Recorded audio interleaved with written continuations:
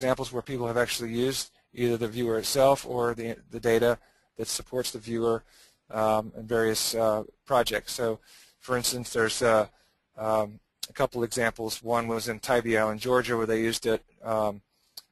See if I can pull it up.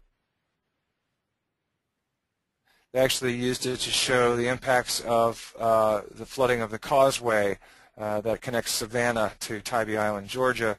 It starts to flood at the highest of the high tides, so they actually used our viewer to show this was an issue that needed to be fixed and try to get funding through their city government to get that to get them to elevate it. There's another couple of examples in here in South Florida. For instance, they use the methodology that we have developed for the mapping to look at sea level rise vulnerability in Miami, the 4 or 5 counties down there in southern Florida, to do a vulnerability assessment.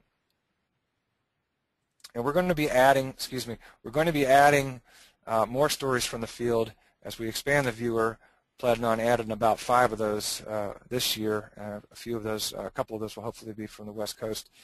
But we also have a couple, for instance, up in New Jersey, Rutgers, using our data and a local viewer.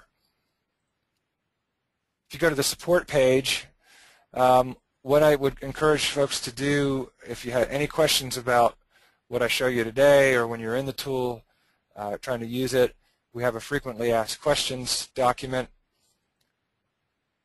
And we try to, every question that we get about the viewer and where does the data come from, how do I get access to it, why is my state or whatever not in there, we have tried to address that in the frequently asked questions page.